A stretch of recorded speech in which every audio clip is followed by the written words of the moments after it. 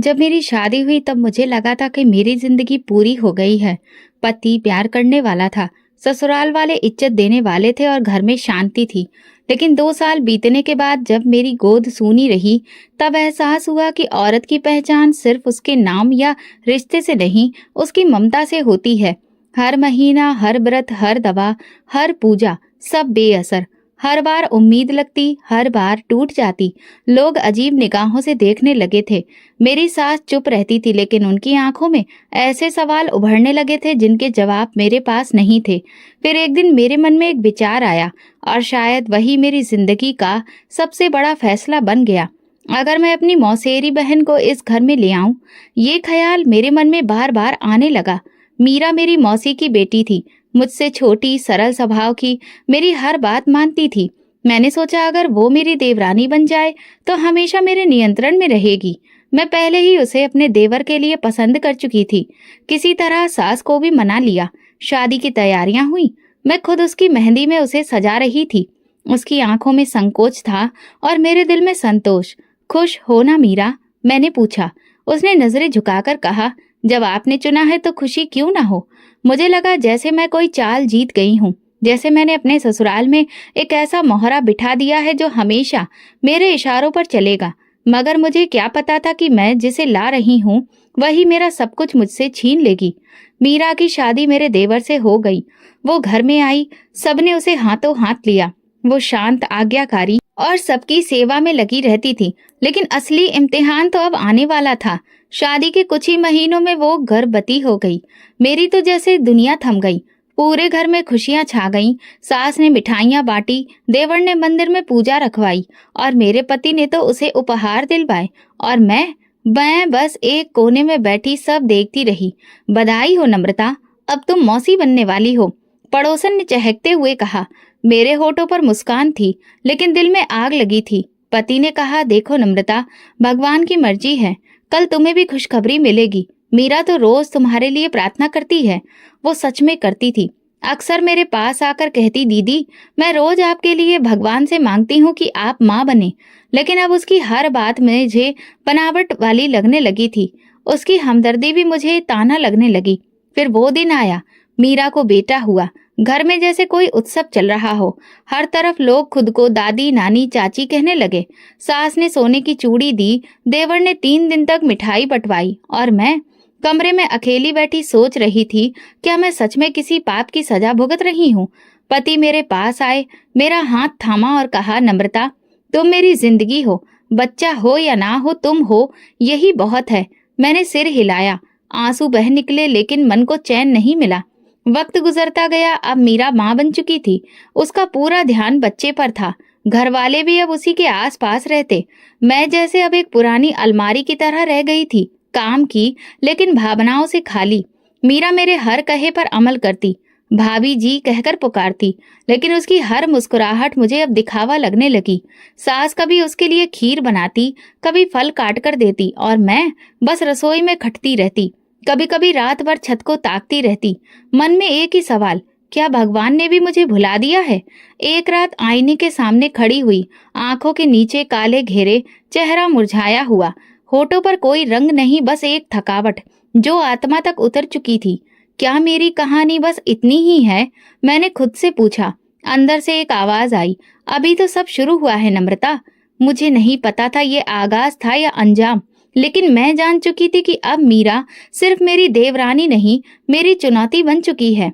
अब मैं उसे देखकर अपनी हार महसूस करती थी। फिर एक दिन जब मीरा दोबारा गर्भवती हुई, सास ने सबसे पहले मुझे बुलाया और कहा, अब उससे ज्यादा काम मत करवाना। नम्रता, तुम तो आदी हो ना सबकी सेवा की।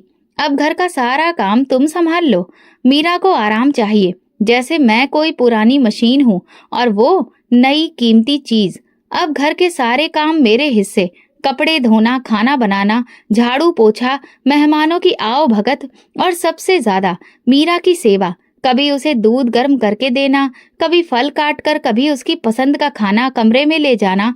लेकिन मैंने कभी शिकायत नहीं की, क्योंकि वो माँ बनने वाली थी। एक दिन मैंने आटे में पानी ज्यादा डाल दिया तो सासू माँ ने गुस्से से कहा, ये भी कोई काम करने का तरीका है? मीरा को तो ऐसा खाना बिल्कुल पसंद नहीं। मुझे जैसे किसी नौकरानी की तरह डांटा गया। मैं चुपचाप दोबारा आटा गूंथने लगी। मीरा ने मेरी तरफ देखा, शायद कुछ कहना चाहा, लेकिन वो चुप ही रही। मुझे याद है 2 महीने पहले मैंने एक डॉक्टर से सलाह ली थी। काफी उम्मीद दिलाई गई थी, लेकिन जब रिपोर्ट्स आई तो वही जवाब मिला, अभी कोई खास सुधार नहीं है, इलाज जारी रखें। घर में किसी ने नहीं पूछा कि रिपोर्ट क्या आई, लेकिन मीरा की हर जांच रिपोर्ट पर सब ऐसे खुश होते जैसे लॉटरी लग गई हो। एक दिन सुबह मीरा को उल्टी हुई तो सासू माँ ने तुरंत मेरे हाथ से नाश्ता छीन लिया और जमीन पर रखकर कहा, जा, क्या कर रही है, जल्दी कर, इस थाली को लेकर जा। मैं खुद नाश्ता कर रही थी।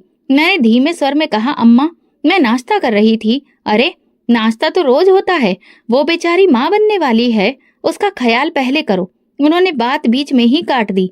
मैंने वो नाश्ता वहीं छोड़ दिया और मीरा के कमरे की ओर बढ़ गई। एक दिन मेरी बचपन की सहेली अनीता आई। काफी दिनों बाद मिलना हुआ। बातों बातों में उसने पूछा, नम्रता, तुम तो पहले बहुत चमकती थी, अब इतनी बुझी बुझी क्यों लगती हो? मैंने जबरदस्ती हंसी लाकर कहा, बस घर के काम बहुत बढ़ गए हैं, वक्त ही नहीं मिलता। उसी वक्त मीरा आई, साफ कपड़ों में मुस्कुराती हुई। उसके पीछे सासू माँ थी। अनीता ने हैरत से पूछा, ये कौन है? बहुत प्यारी लग रही है। मैंने पत्थर पर दिल रखकर कहा, मेरी देवरानी है। अरे वाह, बहुत भाग्यशाली लगती है। अनीता ने तारीफ की। मैंने नजरें झुका ली। मेरे पति रोज शाम को मीरा के पास बैठते, उसके होने वाले बच्चे की बात करते। मैं कमरे के बाहर खड़ी सब सुनती। एक रात मीरा ने कहा, भैया, अगर लड़की हुई तो क्या नाम रखेंगे? पति ने हंसते हुए कहा, आर्या या फिर सिया, लेकिन दिल तो बेटे पर है। मेरा दिल चाहा जमीन फट जाए और मैं उसमें समा जाऊं। एक दिन ससुर जी ने कहा, तुम दोनों बहनें हो, मीरा को बहन जैसा स्नेह दो। याद रखो, तुम ही उसे लाई थी। मुझे वो दिन याद आया जब मैंने ही मीरा को अपने देवर के लिए पसंद किया था, लेकिन अब वो तो जैसे आसमान पर थी और मैं बस एक साया बन गई थी। मीरा कभी कभी मुझसे बात करने की कोशिश करती, जैसे अब भी वो मुझसे जुड़ी रहना चाहती हो, लेकिन मैं उसमें वो मासूमियत खोजती जो शायद कभी थी ही नहीं, या शायद अब मैं देखना नहीं चाहती थी। एक दिन मीरा ने मुझे एक छोटा सा पैकेट दिया, एक माला। ये क्या है? मैंने पूछा। जप करने वाली माला है, आप भी भजन किया करें, वो बोली। मैंने वो माला पकड़ ली, लेकिन खोलने का मन नहीं हुआ, जैसे किसी ने मुझे दान दिया हो। अब घर का हर रिश्ता बदल चुका था। मैं सिर्फ काम करने वाली भाभी रह गई थी। मीरा अब घर की रौनक थी, उम्मीद और आशीर्वादों का केंद्र। जब मीरा को अस्पताल ले जाया गया तो पूरा घर जैसे त्योहार की तैयारी में जुट गया। सासू माँ ने रसोई की पूरी कमान संभाल ली, ससुर जी ने मेहमानों की सूची बनाई और मेरे पति दिन में कई बार अस्पताल के चक्कर लगा रहे थे। मैं घर में अकेले सारे काम निपटा रही थी, जैसे ये अवसर मेरी जिंदगी से बिल्कुल परे हो। शाम को देवर की कॉल आई, भाभी बेटा हुआ है। मैंने मोबाइल का स्क्रीन देखा और एक पल के लिए दिल की धड़कन थम गई। उसकी आवाज में खुशी, गर्व और एक विशेष प्रकार का अधिकार था। बधाई हो, मैंने कम शब्दों में कहा। माँ को बता देना, मैं मीरा के साथ हूँ, सब ठीक है। फोन बंद हुआ और मैंने सासू माँ को जाकर बताया। उन्होंने भगवान का धन्यवाद किया, माथा टेका और मुझसे कहा, नम्रता, गुड़ गर्म कर दे, बनवा ले, नाती आया है। मैं चुपचाप खड़ी रही। थोड़ी देर में घर के दरवाजे पर रिश्तेदार आने लगे, कोई मिठाई लेकर, कोई उपहार, कोई आशीर्वाद। वाह, मीरा तो बड़ी किस्मत वाली निकली, दूसरा बच्चा भी बेटा। नम्रता, तुमने सचमुच अच्छा काम किया जो उसे इस घर में लाई। ये सब बातें मेरे कानों में तीर सी चुभ रही थी। एक शाम पति ने आकर नरमी से कहा, नम्रता, तुम चिंता मत करो, भगवान जब चाहेंगे हमें भी खुशखबरी मिलेगी। अभी तो खुश हो जाओ, घर में नई जिंदगी आई है। मैंने नजरें फेर ली। वो जानते थे मैं क्या महसूस कर रही हूँ, लेकिन उनके पास शब्द नहीं थे। अगले दिन मीरा और बच्चा घर आ गए। घर को गुब्बारों और झंडियों से सजाया गया, जैसे कोई नई नवेली दुल्हन आई हो। मीरा का बेटा सफेद कपड़े में लिपटा हुआ, गुलाबी गालों वाला, सबकी गोद में जा रहा था। सासू माँ ने गर्व से कहा, हमारे कुल का दीपक आ गया, नाम क्या रखोगे? किसी ने पूछा। देवर ने खुशी से कहा, रोहित। मैंने एक कोने से ये सब सुना। रोहित, वो नाम जो मैंने अपनी दुआओं में संजोया था। अगर मेरा बेटा होता। अगली सुबह मैंने मीरा के कमरे का दरवाजा खटखटाया। आओ भाभी, अंदर आ जाओ, उसने मुस्कुराकर कहा। चाय दूं? नहीं, बस थोड़ी देर बैठ जाओ, नींद नहीं आ रही। मैं बैठ गई। बच्चा सो रहा था। मीरा ने कपड़े सही किए, थोड़ा झिझक कर बोली, भाभी, कभी कभी लगता है जैसे सपना देख रही हूँ। मैंने चुपचाप उसकी बात सुनी। आपकी वजह से मुझे ये सब मिला। काश मैं आपके लिए भी कुछ कर पाती। मैंने नजरें फेर ली और कहा, कभी कभी इंसान जो खुद के लिए मांगता है वो किसी और को मिल जाता है। उसने चौंक कर मेरी ओर देखा, लेकिन कुछ नहीं कहा। अगले दिन बच्चा रो रहा था। मैं रसोई में थी। सासू माँ ने कहा, नम्रता जा देख, मीरा सो रही है, रोहित को कोई संभाले। मैं गई और पहली बार उस बच्चे को उठाया। वो छोटा सा जीवन मेरे हाथों में था। एक पल को लगा जैसे ये सब मेरा है, लेकिन वो लम्हा पलक झपकते बीत गया। बच्चा मेरी गोद में था और वो मेरी ओर देखकर मुस्कुरा रहा था। मैंने उसका हाथ थामा और दिल में एक हल्की सी चुभन महसूस की। क्या हुआ भाभी? मीरा जाग चुकी थी। कुछ नहीं, बस उठा लिया था। रोना बंद हो गया। उसने कृतज्ञता से मुझे देखा।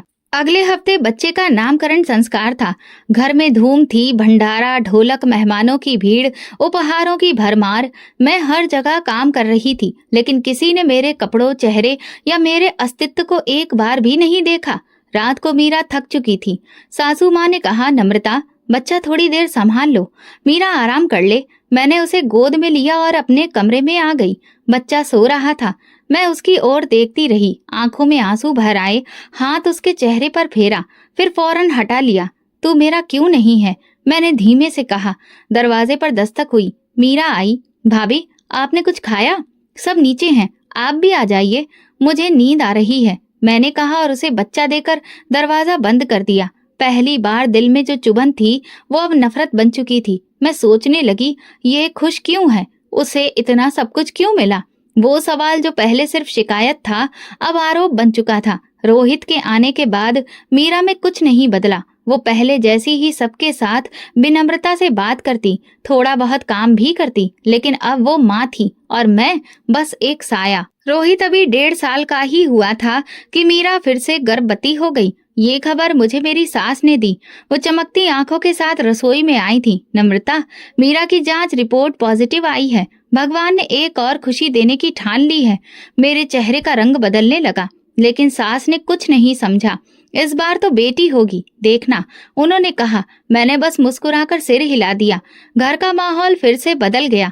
मीरा के लिए नए कपड़े, पौष्टिक खाना और आराम की व्यवस्था होने लगी। ससुर जी बाजार से फलों की टोकरी लाते, देवर शाम को जूस लेकर आता और सास मीरा को लंबी सैर पर भेजती ताकि बच्चा स्वस्थ पैदा हो।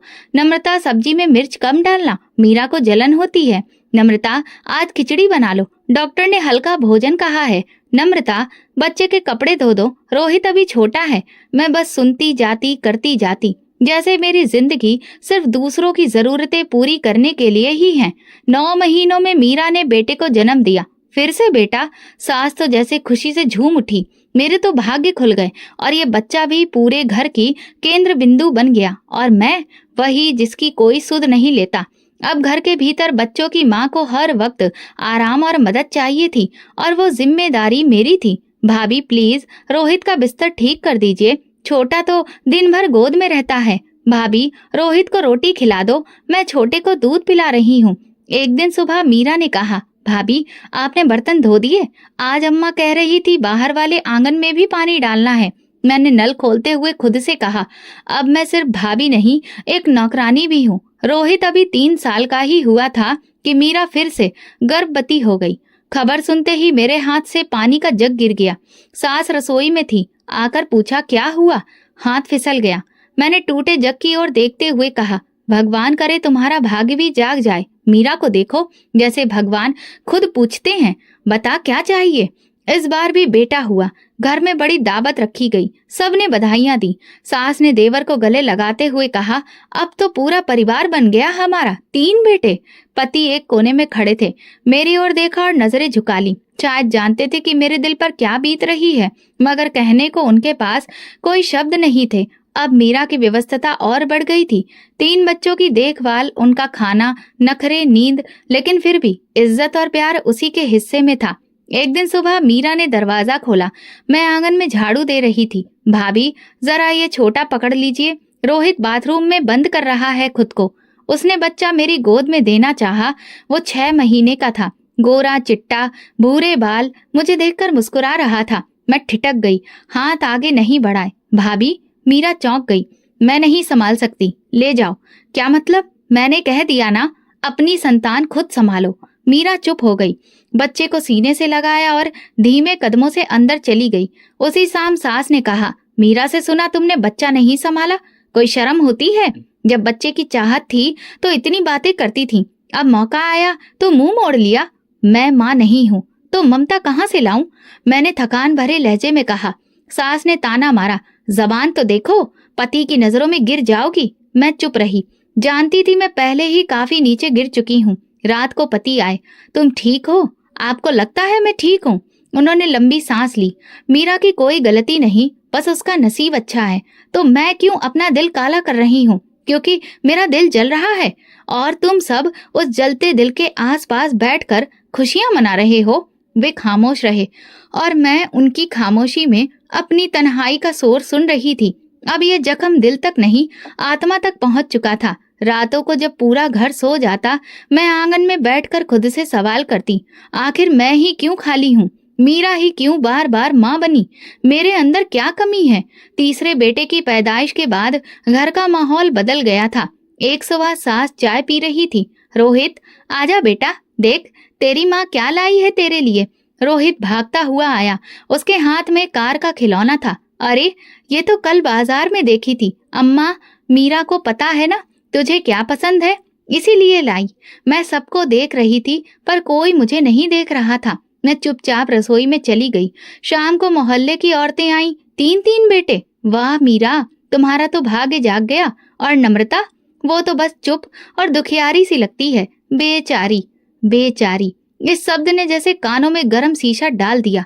मैं अंदर गई, अलमारी खोली, अपनी शादी की तस्वीरें निकाली। लाल लहंगा, माथे पर टीका और आंखों में वो सपने जो अब राख हो चुके थे। तस्वीर पर हाथ फेरते हुए कहा, तब तुम सबकी चहेती थी, अब शायद कोई याद भी नहीं करता। दोपहर में मीरा बच्चों के साथ खेल रही थी, एक गोद में, एक कंधे पर और एक पास लेटा हंस रहा था। भाभी, ये वाला सो नहीं रहा, मीरा ने हंसते हुए कहा। बच्चे की आंखें मुझ पर जमी थीं, मासूम, उजली, अनजान। मेरे अंदर कुछ खौलने लगा। अगली सुबह जब मीरा तरुण को दूध पिला रही थी, सास ने मुझे पुकारा, नम्रता, रोहित का बैग तैयार कर दो, आज स्कूल में फोटो खिंचनी है। मैंने जल्दी जल्दी बैग तैयार किया, पर जब जूते लाने गई, एक जूता गायब था। नहीं मिला अम्मा, तुम्हें हर चीज गलत ही क्यों मिलती है? मैंने कुछ नहीं कहा, बस जूतों के ढेर में ढूंढती रही और खुद से कहा, काश ये सब मेरी किस्मत से गायब हो जाए। कुछ दिन बाद मीरा ने नई साड़ी खरीदी, गुलाबी रंग की, हल्की कढ़ाई वाली किनारे के साथ। सास ने कहा, तुम पर हर रंग फबता है मीरा। मैं मीरा के पास जाकर साड़ी को छूते हुए बोली, अच्छी है, लेकिन इसकी कीमत तुमने नहीं दी। क्या मतलब? मीरा ने चौंक कर पूछा। कुछ नहीं, बस दिल की बात है। भाभी, आप दिल की बातें मुझसे बांट सकती हैं, आखिर आप ही तो हैं मेरी। रहने दो मीरा, अब मैं खुद से भी बातें नहीं करती। रात को मैंने सपना देखा, मैं पहाड़ के किनारे पर खड़ी हूँ, मीरा अपने बच्चों के साथ नीचे खेल रही है। मैं सबको नीचे धक्का देना चाहती हूँ, लेकिन मेरा हाथ कांपने लगता है। आँख खुली तो पसीना पसीना थी। सुबह मीरा मेरे पास आई, भाभी आप परेशान लग रही हैं, सब ठीक है? तुम क्यों पूछती हो, तुम्हारे पास तो सब कुछ है, 3 बच्चे, पति का प्यार, सास की दुआएं, मुझे छोड़कर सबकी फिक्र है तुम्हें। भाभी अब रहने दो, तुम कभी नहीं समझोगी। अब मैं मीरा के बच्चों को अक्सर देखती रहती, उनके हंसने पर मेरी भौएं सिकुड़ जाती, उनके खेलने पर दिल जलता। और एक दिन मैंने खुद से कहा, ये क्यों खुश है, मैं क्यों नहीं? अब ये सवाल जहर बन चुका था। सुबह का समय था, बच्चे नाश्ते के बाद खेल रहे थे। मीरा थकी हुई लग रही थी। पिछली रात तरुण ने बार बार जगाया था। सास ने कहा, बेटा तू जाकर नहा ले, मैं बच्चों को देख लेती हूँ। मीरा उठकर स्नान घर की ओर चली गई। बच्चे आंगन में बिखरे हुए खिलौनों के साथ लेटे हुए थे। रोहित कोने में कार चला रहा था, दूसरा बच्चा नींद में झपकियां ले रहा था और तरुण छोटा सा मासूम जमीन पर पीठ के बल लेटा हुआ था। सास अपनी बहन के घर चली थी, देवर दफ्तर और पति दुकान पर था। घर शांत था, जैसे कोई रोके बैठा हो। मैं रसोई से बाहर निकली और आंगन में आ गई। तरुण को देखते हुए मेरे दिल में फिर वही सवाल गूंजा, ये क्यों खुश है? मैंने खुद से कहा, बस एक बार इसे उठा लेती हूँ, देखते हैं क्या होता है। मैं झुकी, तरुण को धीरे से उठाया। उसने आंखें खोलकर मुझे देखा और हल्की सी मुस्कान दी। मेरे कदम अपने आप चलने लगे। दरवाजा खोला, बाहर निकली। किसी ने रोका नहीं, किसी ने सवाल नहीं किया, जैसे सबने मुझे इजाजत दे दी हो। गली पार करके मैं तेज कदमों से कूड़े वाली जगह की तरफ बढ़ने लगी। वही पुराना कचरा स्थान जहाँ मोहल्ले के सारे लोग कूड़ा फेंकते थे। वहाँ बदबू, मक्खियाँ और लापरवाही का राज था। रास्ते में तरुण हंस रहा था, जैसे कोई खेल खेल रहा हो। मेरे कदम रुक गए, दिल धड़का। मैं क्या कर रही हूँ? मैंने उस पर आसमान की तरफ देखा और कहा, किसी ने मेरा दुख नहीं देखा तो मैं क्यों किसी पर दया करूं? कूड़े के ढेर के पास पहुंची। एक कोना देखा जहां मिट्टी थोड़ी नरम थी। पास ही पड़े टूटे डिब्बे से एक काला पॉलीथीन उठाया। तरुण अब भी हंस रहा था, जैसे मुझे पहचानता हो। मैंने कांपते हाथों से उसे पॉलीथीन में लपेटा और मिट्टी खोदने लगी। वो जगह ज्यादा सख्त नहीं थी। जल्दी ही एक छोटा सा गड्ढा बन गया। मैंने पॉलीथीन को उसमें रखा और मिट्टी से ढकने लगी। आखिरी बार तरुण का चेहरा आंखों के सामने आया। आंखें बंद थीं, जैसे सो रहा हो। मैंने आखिरी मुट्ठी मिट्टी डाली और पीछे हट गई। दिल जोर जोर से धड़क रहा था, पसीना बह रहा था, लेकिन शरीर सुन्न था। वापसी का रास्ता वैसा ही था, पर हर कदम भारी लग रहा था। घर पहुंची तो दरवाजे पर सन्नाटा था। घर में अब सिर्फ 2 बच्चे थे और मीरा, जो स्नान घर से बाहर आ रही थी। तरुण कहाँ है? उसने पूछा। मैंने नजरें चुराई। यहीं कहीं होगा, तुम्हारे ही बच्चे हैं, खुद देखो। मीरा ने बच्चों के बीच देखा, फिर आंगन में दौड़ने लगी। तरुण, तरुण! सास अभी तक नहीं लौटी थी और मीरा का चेहरा पीला पड़ चुका था। मैं चुपचाप कमरे में जाकर बैठ गई। दिल किसी अंधेरी गहराई में डूबा था। बच्चे अब भी खिलौनों से खेल रहे थे, जैसे कुछ हुआ ही ना हो। कुछ देर बाद मीरा रोती हुई मेरे कमरे में आई। भाभी, आपने तरुण को कहीं देखा? वो नहीं मिल रहा। मैंने ठंडी आवाज में कहा। नहीं देखा, पर वो तो यही था। आप बाहर गई थी ना? हाँ, दूध लेने। सूरज ढल रहा था, लेकिन तरुण का कुछ पता नहीं चला। घर में अजीब सी बेचैनी फैल गई। मीरा की हालत बिगड़ रही थी। वो बार बार आंगन में एक कोने से दूसरे कोने तक घूम रही थी। मोहल्ले की औरतें भी आ गई थीं। कुछ चुपचाप तमाशबीन, कुछ सवाल करती, कुछ बातें बुदबुदाती। क्या उसने दरवाजा खोला था? इतना छोटा बच्चा कहाँ जा सकता है? तभी पास वाली मौसी, पड़ोस की मौसी ने ऊंची आवाज में कहा, मैंने खुद देखा है। नम्रता तरुण को गोद में लिए गली पार कर रही थी। साथ में एक काला पॉलीथीन भी था। एक लम्हे को सब शांत हो गए। सबकी निगाहें मेरी ओर उठी। मैं तब तक कमरे के दरवाजे पर खड़ी थी। सास मेरी तरफ बढ़ी। नम्रता, क्या ये सच है? मैंने पलकें झपकाई और सपाट लहजे में कहा, मौसी को भ्रम हुआ होगा, मैं तो दूध लेने गई थी। पति की आवाज पहली बार सख्त हुई। दूध लेने जा रही थी या कुछ और? मैंने नजरें चुरा ली। मीरा मेरे पास आई। भाभी प्लीज, अगर आपने तरुण को कहीं रखा है बता दो। मैं कसम खाती हूँ कुछ नहीं कहूंगी। बस मेरा बच्चा लौटा दो। मैंने जोर से कहा। मैंने कुछ नहीं किया। बार बार इल्जाम क्यों लगाती हो? मीरा पीछे हटी। उसकी आंखों में दर्द, हैरानी और एक सवाल था। आप ऐसा कर भी कैसे सकती हैं? देवर गुस्से से बोला। नम्रता, अगर सच नहीं बताया तो मैं पुलिस बुला लूंगा। सास ने उसे रोका। ठहरो, पहले इसे मौका दो, शायद सच बता दे। पति ने मुझे एक तरफ ले जाकर धीरे से कहा, नम्रता, अगर कुछ किया है तो अब छुपाने से क्या फायदा? हम मिलकर देखेंगे क्या किया जा सकता है। मैंने गुस्से में कहा, तुम सब चाहते हो कि मैं एक इल्जाम अपने सिर ले लूं, सिर्फ इसलिए कि मैं मां नहीं बन सकी। उसने कहा, ये बात नहीं है, हम बस सच जानना चाहते हैं। घर के हर कोने से आंखें मुझे घूर रही थीं, हर आंख में शक, हर दिल में सवाल। तभी एक और पड़ोसन बोली, मैंने भी देखा था, नम्रता के हाथ में कुछ था, बच्चा ही लग रहा था। मीरा फिर मेरे पैरों में गिर पड़ी। भाभी, भगवान के लिए बता दीजिए, तरुण कहाँ है? अगर भूखा है तो उसे खाना दे दूं, अगर रो रहा है तो गोद में ले लूं, बस बता दो, वो जिंदा है। मैंने उसके हाथ झटक दिए और कमरे में चली गई। दरवाजा बंद कर लिया। कमरे में अंधेरा था, लेकिन दिल का अंधेरा उससे कहीं गहरा। बाहर बच्चों के रोने की आवाजें थीं, मीरा की सिसकियां, सास की चीखें, देवर की गूंजती आवाजें। मैं अब चुप नहीं बैठूंगा। दरवाजा जोर से बजा।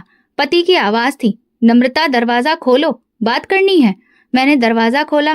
वो अंदर आया, मुझे घूर कर देखा। ये आखिरी बार पूछ रहा हूँ, बच्चा कहाँ है? मैंने कहा, मैंने कुछ नहीं किया, मौसी को भ्रम हुआ है। सब मुझे कसूरवार मानने को तैयार बैठे हैं। वो कुछ देर तक मुझे देखता रहा, फिर चुपचाप चला गया। रात गहराती गई, लेकिन किसी की आंख नहीं लगी। मीरा आंगन में बैठी थी, उसकी गोद खाली, आंखें बंद। मैं अंदर बैठी थी, दिमाग में सिर्फ शोर था। सुबह की आरती शुरू हो गई थी, लेकिन घर में कोई नहीं सोया था। तभी दरवाजा फिर से बजा। मोहल्ले के कुछ लोग, महिलाएं और पुरोहित जी आ गए। किसी के हाथ में गंगा जल था, किसी के हाथ में रामायण, लेकिन हर आंख में एक ही सवाल था, बच्चा कहाँ है? पड़ोस की मौसी ने सबके सामने फिर से अपनी बात दोहराई। मैंने नम्रता को बच्चा ले जाते देखा था। ये मेरा भ्रम नहीं है, मैं कोई अंधी नहीं हूँ। एक औरत बोली, इतने दिन हो गए, अगर बच्चा कहीं छिपाया है तो बता दे, मर भी गया होगा तो कहीं गाड़ा जा चुका होगा। दूसरी ने कहा, क्या माँ ना बन पाने का मतलब ये है कि किसी और की संतान छीन ली जाए? तीसरी ने झट से कहा, हम पुलिस बुलाते हैं, हवालात में जाएगी तो वही सच उगलेगी। मेरे कानों में शोर बढ़ता जा रहा था, सांस लेना मुश्किल हो रहा था। पति ने नजरें नीचे झुका रखी थी, देवर भी मुट्ठियां भींचे नीचे खड़ा था। नम्रता, आखिरी बार कह रहा हूँ, सच बता दो, उसने गंभीर स्वर में कहा।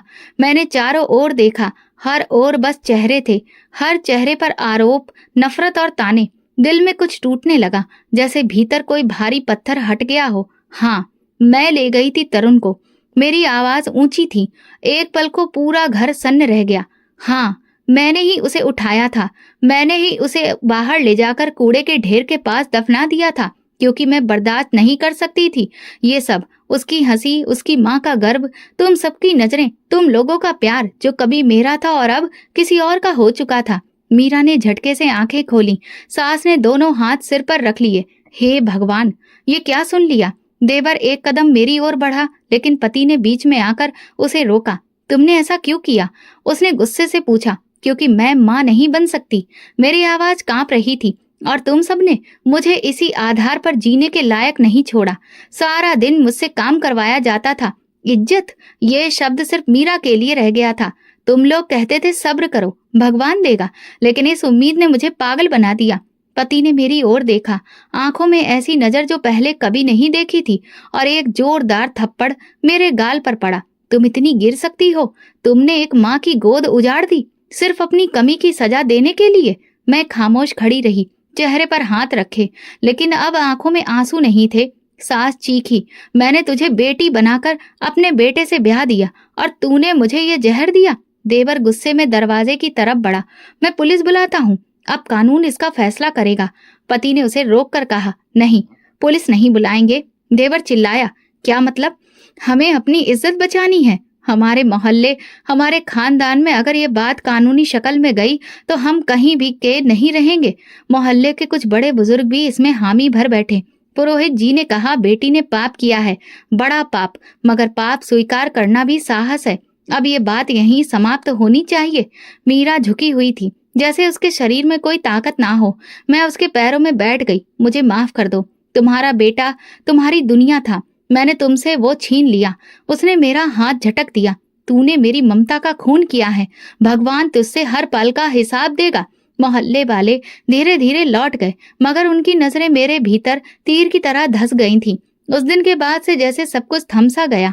देवर और मीरा अगले ही दिन बच्चों को लेकर घर छोड़ गए। सास ने अपने कमरे का दरवाजा बंद कर लिया। पति ने मुझसे बात करना छोड़ दिया। मुझसे ना कोई बोलता, ना कोई सुनता। घर वही था, दीवारें वही थी, लेकिन अब हर चीज अजनबी लगने लगी थी। सुबह सास आकर मेरे कमरे का दरवाजा खटखटाती, नलका खोल दो, पानी भरकर रख दो, आटे में नमक कम ना हो, और याद रखना, तुम्हें खाने के समय चौके पर नहीं बैठना है। मैं कुछ कहती तो वो घूर कर देखती। जुबान बंद रख, हमने तुझे कानून से बचा लिया, अब ये छत ही तेरी सजा है। पति रात को देर से आता और सीधा दूसरे कमरे में चला जाता। मैं दरवाजे के पीछे खड़ी रहती, उसके कदमों की आहट सुनती, दिल में उम्मीद जगती, शायद आज वो मेरी तरफ देखेगा, शायद कुछ बोले, मगर वो खामोशी से निकल जाता, जैसे मैं वहां हूं ही नहीं। कई दिन बीत गए, मैं काम करती रही, एक नौकरानी की तरह, सिलती, धोती, बर्तन मांजती, कपड़े सुखाती और शाम को चुपचाप अपने कमरे में कैद हो जाती। एक दिन सास ने गरम सब्जी मेरी आंखों के सामने से उठा ली। ये हमारे लिए है, तेरा खाना रसोई के दरवाजे के पास रखा है, बासी है, जाकर खा ले। मैंने कहा, मैंने भी इतना ही काम किया है, मुझे भी उतना ही खाने का हक है। वो हंसी, हक? तेरा हक तो उस दिन खत्म हो गया था जब तूने एक माँ की गोद उजाड़ी थी। अब बस सजा है। कई रातें भूखी बीती, कई दिन प्यासे, और फिर एक दिन शरीर पर एक छोटा सा निशान उभरा, सुर्ख धब्बा जो धीरे धीरे फैलने लगा। मैंने छिपाने की कोशिश की, मगर चेहरा भी चपेट में आ गया। सास ने देखकर पीछे हटते हुए कहा, ये क्या है तेरे चेहरे पर? बस खाज है, गर्मी की वजह से। मैंने कहा, ये खाज नहीं, कोई बुरी बीमारी है। वो बोली और हाथ झाड़ती हुई बाहर निकल गई। अगले दिन पूरा शरीर जलने लगा, जैसे किसी ने अंगारे रख दिए हों। मैंने आईने में देखा, आंखों के नीचे सूजन, चेहरे पर फोड़े, हाथों की त्वचा खुरदरी और पैरों पर गहरे जख्म। मैं अस्पताल नहीं जा सकी क्योंकि मुझे वहां ले जाने वाला कोई नहीं था। पति से कहा, मुझे डॉक्टर के पास जाना है। उसने एक नजर देखा और बोला, थोड़ा मरहम लगा लो, वक्त के साथ ठीक हो जाएगा। लेकिन वक्त के साथ ये और बिगड़ता गया। एक रात सोते हुए हाथ का जख्म फट गया, खून बहने लगा, कपड़े खराब हो गए। मैं उठी और धीरे से वॉशरूम गई, लेकिन दरवाजा खोला तो सास खड़ी थी। उन्होंने पीछे हटते हुए कहा, खबरदार, मेरे पास मत आना, तुमसे बहुत गंदी बदबू आ रही है। माँ, ये बीमारी है, मुझे डॉक्टर के पास ले चलिए। मैं तेरा इलाज नहीं करवाऊंगी, मैंने तुझे पाला नहीं, अब तेरे साथ जीना भी नहीं। अगले दिन उन्होंने मेरे मायके फोन किया, तुम्हारी बेटी को कोई गंभीर छूत की बीमारी है, इसे ले जाओ, वरना हम इसे कहीं फेंक आएंगे। लेकिन वहां से जवाब आया, हमने ऐसी बेटी को मर चुका मान लिया है, वो हमारी इज्जत का जनाजा बना चुकी है। ये सुनते ही सास का फैसला हो गया था। एक शाम पति घर आया, खामोशी से मेरे कमरे का दरवाजा खोला। मैं चटाई पर लेटी थी, चेहरे पर कपड़ा रखा हुआ था। उठो, उसने कहा। कहाँ ले जा रहे हो? जहाँ तुम्हारी असली जगह है। क्या तुम मुझे घर से निकाल रहे हो? मैंने कांपती आवाज में पूछा। ये घर तुम्हारा नहीं रहा, अब वही जगह मिलेगी जो तुमने तरुण के लिए चुनी थी। मैं कुछ नहीं बोल सकी, चुपचाप चादर ओढ़कर उठ खड़ी हुई। वो मुझे अपने साथ ले चला, एक सुनसान गली में रुका, वहीं जहाँ कूड़ा फेंका जाता था। उतरो, उसने कहा। यहाँ? मैं कांप गई। हाँ, यही तेरे जैसे लोगों की जगह है।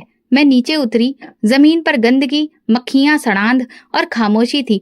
उसने एक पुरानी बोरी मेरे पास फेंकी, इसे ओढ़ लेना, और हाँ, मत सोचना कि कोई लेने आएगा, तुम्हारा अब सब खत्म हो चुका है। वो मुड़ गया और मेरा प्रायश्चित शुरू हो गया।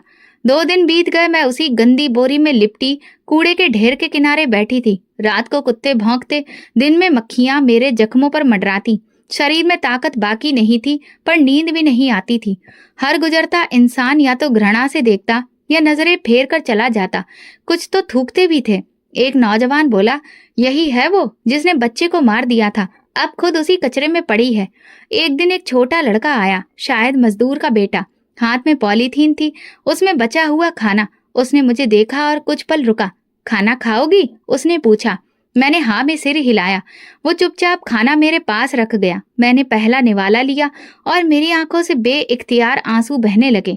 हे भगवान, तूने ये दिन भी दिखाया। उस रात चांद कुछ धुंधला सा था, जैसे वो भी मुझसे नजरें चुरा रहा हो। मैंने आसमान की ओर देखा और बुदबुदाई, हे प्रभु, अगर तेरे पास माफी है तो दे दे, नहीं है तो मौत दे दे। मैं जमीन पर लेट गई और वो दिन याद करने लगी जब मैंने तरुण की मासूम मुस्कान को अनदेखा करके उसे कचरे में दफना दिया था। उसका चेहरा बार बार आंखों के सामने आता रहा। तरुण, अगर मैं तुम्हें वापस ला सकती तो जरूर लाती। मैं सिर पकड़कर रोने लगी। अगली सुबह जब सूरज निकला तो कुछ दूरी पर एक बच्चा दिखा। 2 साल का रहा होगा, हाथ में नीला पॉलीथीन जिसमें प्लास्टिक के टुकड़े थे। वो हंसता हुआ मेरी तरफ आ रहा था। अचानक मेरे सामने आ खड़ा हुआ। मैंने उसके चेहरे की तरफ देखा और सांस अटक गई। वही आंखें, वही नाक, माथे पर हल्का सा निशान। ये तरुण था। मैं घबरा गई, खड़े होने की कोशिश की, पर पांव कांपने लगे। बच्चा मेरी ओर मुस्कुराकर बढ़ा। तभी एक जानी पहचानी आवाज सुनाई दी, तरुण, इधर आओ बेटा। मेरे सिर की नसें तन गईं। ये मीरा की आवाज थी, वही औरत जो कभी मेरे साथ एक छत के नीचे रहती थी। हाथ में पानी की बोतल, कपड़ों पर मिट्टी, पर चेहरे पर वही माँ जैसी ममता की चमक। वो मेरे पास आई, तरुण को सीने से लगाया और फिर मेरी ओर देखा। पहचाना? मेरी आवाज गले में अटक गई। मैं बस हाँ में सिर हिला सकी। ये वही है जिसे तुमने दफनाया था, लेकिन ये कैसे जिंदा है? मैंने कांपते हुए पूछा। मीरा कुछ देर मुझे देखती रही, फिर बोली, तुम्हें हैरानी हो रही है ना कि तरुण जिंदा है, लेकिन शायद इससे ज्यादा हैरानी इस बात से होगी कि हमने तुम्हें पहले क्यों नहीं बताया। मैं चुपचाप सिर झुकाकर रही, मानो कह रही हूँ, हाँ, मुझे जानना है। मीरा ने तरुण के बालों में हाथ फेरते हुए कहा, जिस दिन तुम इसे यहाँ छोड़कर गई थी, भगवान ने इसकी रक्षा की। वो फकीर जो कचरे के पास बैठा रहता है, उसने तुम्हें जाते देखा। तुम्हारे जाने के बाद उसने पॉलीथीन में हलचल देखी। उसने किसी को बताया नहीं, चुपचाप बच्चे को उठाया और नजदीकी अस्पताल ले गया। कई दिन तरुण इलाज में रहा, ना रोता था ना बोलता, बस आंखें खोलकर देखता रहता। मीरा बोलती रही और मेरी आंखों से आंसू बहते रहे। हमें तुम पर शक हुआ था, पूछा, मिन्नतें की, पर तुम चुप रही। फिर वो फकीर इधर उधर लोगों से तस्वीरें दिखाता फिरा। तभी मेरे पति के दोस्त ने तरुण को पहचान लिया और तुम अस्पताल पहुंच गई। मैंने धीरे से कहा, हाँ, और जैसे जिंदगी लौट आई। मैंने दोनों हाथों से चेहरा ढककर रोने लगी। पर तुमने मुझे क्यों नहीं बताया? मैं हर पल मर रही थी, खुद को हत्यारिन समझती रही। मीरा का लहजा सख्त हो गया, क्योंकि हमें अब भी तुमसे डर था। डर? मैं तो मर चुकी हूँ तुम्हारे घर से निकाले जाने के दिन से। नम्रता, तुम जिंदा हो, और अगर कोई जिंदा इंसान अपने भीतर घृणा और क्रोध लिए जिए तो वो एक मुर्दे से भी ज्यादा खतरनाक हो सकता है। मेरे पास कहने को कुछ नहीं था, सच तो यही था। अगर मुझे दोबारा मौका मिलता, शायद मैं फिर वही करती, क्योंकि उस वक्त मेरा दिल पत्थर हो चुका था। मीरा ने तरुण को जमीन पर खड़ा किया। वो लड़खड़ाते हुए चलने लगा। मैंने उसे देखते हुए कहा, अब वो ठीक है? किसी चोट का निशान नहीं, बस एक पहचान बाकी है जो तुमने दी। मीरा ने तरुण की आस्तीन ऊपर की, जहाँ एक हल्का सा जख्म का निशान था। मैं ये जीवन भर नहीं भूल पाऊंगी, मैंने सिर झुकाकर कहा। मीरा बोली, हम भी नहीं भूलेंगे, लेकिन हमने तुम्हें जीने दिया। अगर चाहते तो उसी वक्त पुलिस को सूचना दे सकते थे, तो क्यों नहीं दी? मैंने पूछा। क्योंकि तुम्हें कानून से सजा दिलाकर हम खुद भी दुख में डूब जाते। हमने तुम्हें भगवान के हवाले किया और हमें विश्वास था कि भगवान भी तुम्हें वही दुख देंगे जो तुमने हमें दिया। तरुण दोबारा मेरे पास आया, मेरे कपड़े खींचे। मैंने झुककर उसका हाथ थामा। वो मासूम आंखों से मुझे देख रहा था, जैसे कुछ भी याद नहीं हो। मैंने हिचकियों में कहा, क्या ये मुझे माफ करेगा? मीरा बोली, वक्त के साथ माफ कर देगा, लेकिन तुम्हें खुद को माफ करना आना चाहिए। मैंने आसमान की ओर देखा। चेहरा धूप में तप रहा था, शरीर बदबू में डूबा हुआ, लेकिन दिल में एक चमत्कार उतर चुका था। ये बच्चा मेरी क्षमा की एक उम्मीद है। मीरा ने तरुण का हाथ पकड़ा, पीछे हटी और फिर कहा, अब हम यहाँ नहीं रहते। एक साधु के जरिए पता चला कि तुम यहाँ गिरी पड़ी हो। सोचा तुम्हें सच्चाई बता दूं, ताकि तुम्हारा इंतजार खत्म हो जाए। अब क्या तुम मुझे छोड़कर चली जाओगी? मैंने पूछा। हाँ, उसने कहा, लेकिन अब तुम अकेली नहीं हो। तुम्हारे पाप का आईना तुम्हारे सामने है। रोज तुम्हें ये याद दिलाने के लिए कि इंसान बनने में पूरी उम्र लग जाती है और राक्षस बनने में बस एक गलत फैसला। मीरा मुड़ी, तरुण की उंगली थमाई और चल दी। मैं देर तक उनके पीछे देखती रही। एक तरफ मेरा अपराध, दूसरी तरफ उस अपराध की माफी का संकेत। शायद भगवान ने मुझे तुरंत सजा दी थी, लेकिन साथ ही चमत्कार भी दिखाया था। मीरा के जाने के बाद मैं वहीं बैठी रही, वही बोरी, वही गंदगी, मगर आज मेरे भीतर कुछ अलग था। तरुण के जीवित होने की खबर ने जैसे कोई बंद दरवाजा खोल दिया था, जो बरसों से भीतर बंद था। मैंने कई बार खुद से कहा था कि मर जाना बेहतर है, लेकिन पहली बार लगा कि शायद जिंदा रहना सजा नहीं बल्कि एक मौका है। दूसरे दिन सुबह एक बूढ़ी सी आवाज सुनाई दी, बेटी, रोटी खाएगी? भिखारी हाथ में एक रोटी और प्लास्टिक का जग लिए मेरे सामने खड़ा था। धूप में उसकी चमड़ी झुलस चुकी थी, लेकिन चेहरे पर एक अजीब सी ममता थी। वही भिखारी जिसने तरुण को बचाया था। मैंने आंखें नीचे कर ली। तुमने मुझे बचाया या मेरे अपराध को उजागर किया? मैंने पूछा। वो मुस्कुराया। जो आंखों के सामने हो उसे अनदेखा नहीं किया जा सकता।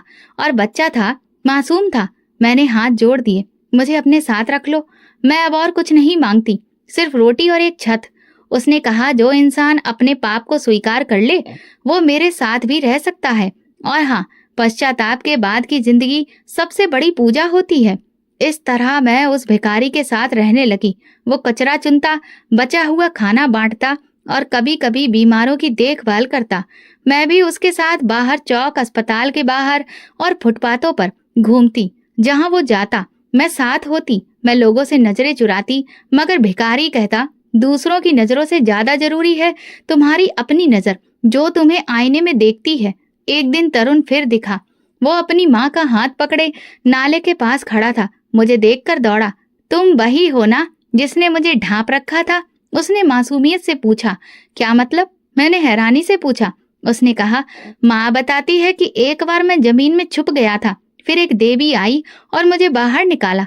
मैं जमीन पर गिर गई, आंखों से बहते आंसुओं में प्रार्थना घुल गई। हे भगवान, तू बच्चों के दिल में भी माफी डाल देता है। मीरा भी पास आ गई। उसने तरुण को पीछे किया और मुझे देखा। क्या अब तुम्हें मन की शांति मिली? उसने पूछा। मैंने हाथ जोड़कर कहा, नहीं। जब तक तुम मुझे माफ नहीं करती, जब तक तुम्हारी प्रार्थना मुझे नहीं स्वीकारती, मैं कभी चैन से नहीं रह सकती। कुछ पलों तक उसने खामोशी में मुझे देखा। तरुण पीछे से बोला, माँ, मदद करना अच्छी बात होती है ना? मीरा ने उसके सिर पर हाथ रखा, फिर मेरी तरफ देखा।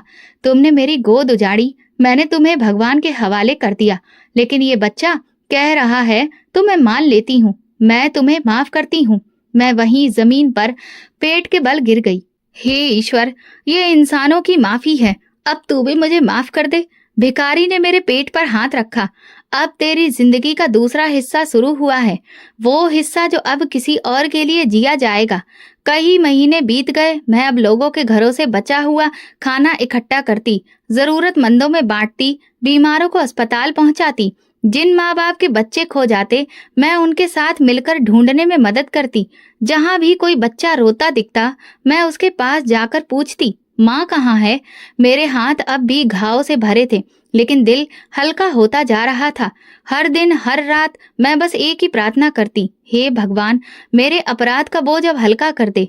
एक दिन भिखारी ने कहा, नम्रता, तूने जो सच कबूल किया वही तेरी माफी का पहला कष्ट था। अब तेरा रास्ता लंबा है, लेकिन अंधकार नहीं है। मैंने हंसते हुए कहा, कभी कभी लगता है मैं मर चुकी हूँ और ये जिंदगी मृत्यु के बाद की है। वो बोला, ऐसी जिंदगी जिसमें पश्चाताप हो वही असली जीवन है, बाकी तो सिर्फ सांसें थीं। एक दिन तरुण मेरे पास एक कागज लेकर आया। उस पर उसकी तोतली लिखावट में लिखा था, माफ करना अच्छी बात है। मैंने उस कागज को सीने से लगा लिया। रात को चांद की रोशनी में भिखारी के पास बैठी मैंने आसमान की ओर देखा और धीमे से खुद से कहा, मैं शायद इंसानों से माफी पा चुकी हूँ, मगर अपने ईश्वर से अभी भी शर्मिंदा हूँ। ईर्ष्या इंसान को अंधा कर देती है, मगर सच्चाई स्वीकार करना मुक्ति की पहली सीढ़ी है। अपराध चाहे जितना भी बड़ा हो, पश्चाताप और माफी से दिल का घाव भर सकता है, अगर नीयत सच्ची हो। तो दोस्तों, अगर आपको हमारी कहानी पसंद आई हो तो कमेंट करके जरूर बताएं। वीडियो को लाइक करें और ज्यादा से ज्यादा शेयर करें। अगर आप चैनल पर नए हैं तो सब्सक्राइब जरूर करें और नोटिफिकेशन बेल दबाएं ताकि अगली अपडेट सबसे पहले आपको मिले। धन्यवाद।